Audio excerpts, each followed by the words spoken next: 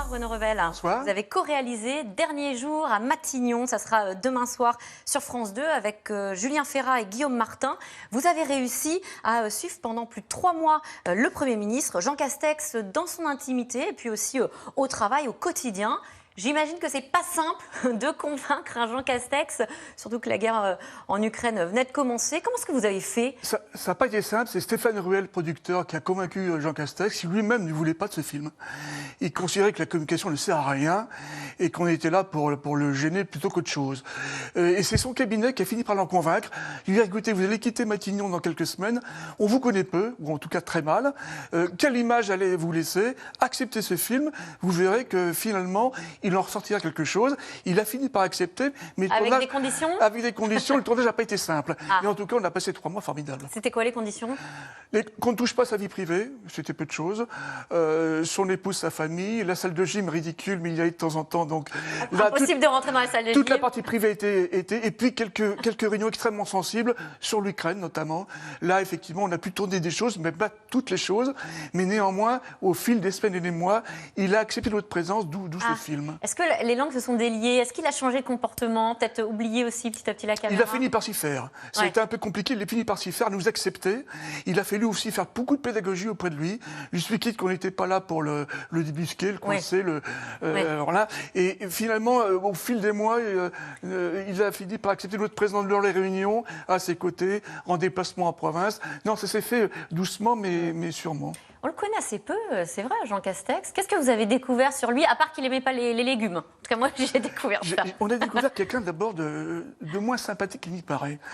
C'est quelqu'un de courtois, d'aimable, mais quelqu'un qui a une grosse autorité, qui est dur avec ses équipes, dur dans son travail, une grande abnégation, un sens de l'État extrêmement fort, un sens du devoir aussi, mais quelqu'un qui humainement tient bride court de ses équipes et qui a été un Premier ministre extrêmement autoritaire, mais compétent. Pas si sympathique que cela. Pas si sympathique que ça. Oui, parce qu'on a en image, et bien sûr, sa bonhomie, son accent, qui a été tourné en dérision, mais en fait, c'est une apparence. Et c'est vrai qu'on voit dans le film plein de moments très gais, il fait des selfies avec son équipe, il joue même au rugby, mais gros coup de gueule quand il le faut, et effectivement un côté beaucoup plus dur quand il le faut. Si vous allez voir, on est à 15 jours de l'élection présidentielle, Jean Castex veut multiplier les déplacements, mais rien n'est prévu dans son agenda, il n'est pas content. Ne me dites pas tout ça, là, il faut se bouger, c'est sûr que rester là tous à enfiler des perles ici, c'est mieux, je reconnais.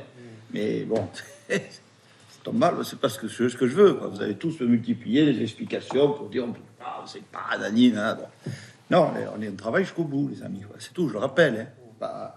Je sais que c'est peut-être pas facile, qu'on peut pas s'appuyer sur la préfecture, heureusement, c'est la loi, mais c'est pas. Moi, si vous voulez, je permets, je vais vous l'organiser, le déplacement. Ah voilà, je prends en main, je vais vous l'organiser. On n'est pas là à enfiler des perles. Oui, mais jusqu'à la veille, devant le trône, jusqu'à la veille de son départ, mais le jour de son départ, il était encore aux affaires. C'était un gros travailleur, un gros bosseur. Encore une fois, moi j'ai été estomaqué par ça, c'est par la force de travail qu'il dégageait quand même. Et le poids qu'il mettait sur ses équipes. Ça, j'ai trouvé que quelque part, ça vous réconcilie avec la politique. Ah, c'est vrai, pourquoi? Parce qu'on se gausse de la politique, on s'en moque beaucoup. Et j'ai trouvé là quand même des gens, quand même...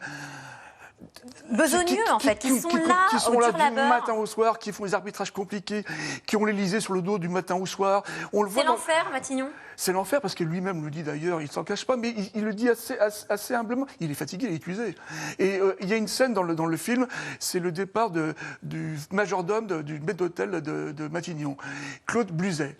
34 ans de maison, 14 premiers ministres. Et ce soir-là, remise des Légions d'honneur, il y a tout le monde. Il y a Alain Juppé, Manuel Valls, Raffarin, Balladur. Et je leur pose la question, quel souvenir gardez-vous de cette maison? Tous disent la même chose, l'usure.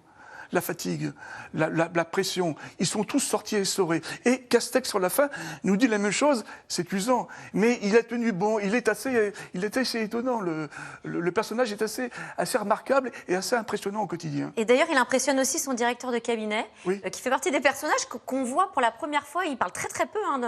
Nicolas Revel. Oui, Nicolas Revel. Et qui dit lui-même, j'ai un faible pour le Premier ministre. Je le trouve très bien, ce Premier ministre, en le regardant dans une intervention télévisuelle. Oui, il le trouve très bien. Et en plus, lui-même, qui est un type brillant, Nicolas Revel, par moments, on l'a vu, le Castex le malmène. Hein. Oui, Castex le malmène. Le malmène sur des notes, les arbitrages sur le prix de l'essence, sur des tas de choses.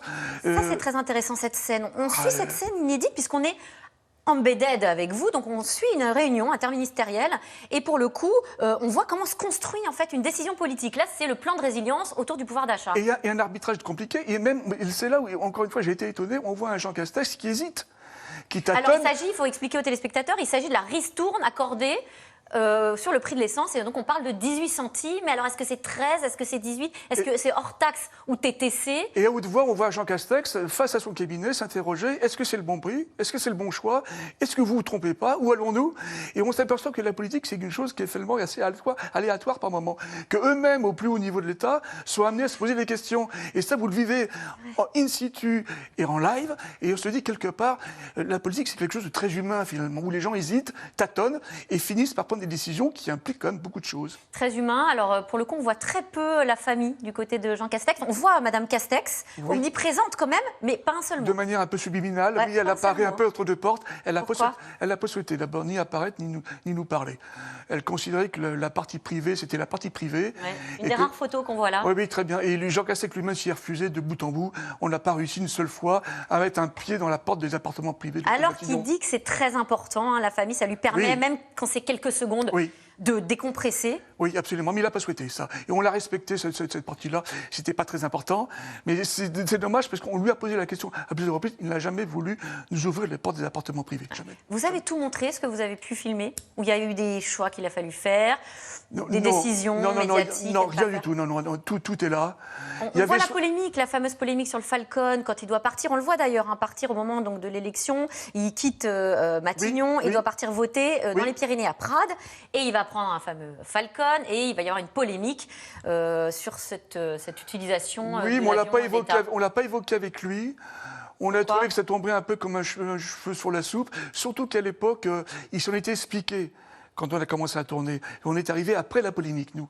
Donc, du coup, on s'est dit, en plus, on a tourné quand même 80 heures. Ouais. Il reste 60... C'est d'ailleurs peut-être une des choses, on voit un Jean Castex qui anticipe beaucoup, qui pense beaucoup, en essayant de se mettre à la place des Français, très pratico-pratique. Là, pour le coup, c'est une des rares choses qu'il n'a peut-être pas su voir en venir, anticiper. Peut-être. Et puis, il nous a reproché une chose, il dit, vous venez pas avec moi en province. Je suis le Premier ministre qui a fait le plus de déplacements. Oui. Et il me dit, 252, je crois. 252 en 2 ans. À peu près. Et il nous dit, mais vous êtes toujours à Matignon. Mais il nous dit, oui, mais le sujet, c'est Matignon, c'est pas l'extérieur. Et on avait un petit différent là-dessus. Et c'est vrai qu'il nous a voulu un petit peu qu'on ne le suive pas assez en province. Vous l'avez suivi donc 3 mois jusqu'à son départ. On le voit dans la coulisse jusqu'au moment où il va accueillir Elisabeth Borne. Il vous lit même sa lettre de démission. Oui, alors ça a été étonnant. Parce qu'au moment où il commence à la rédiger, on était dans son bureau. Vous êtes avec lui. Et on lui dit, monsieur le Premier ministre, est-ce qu'on peut tourner? Il a 10 secondes, il dit oui, et on tourne. Et à un moment, il la lit même.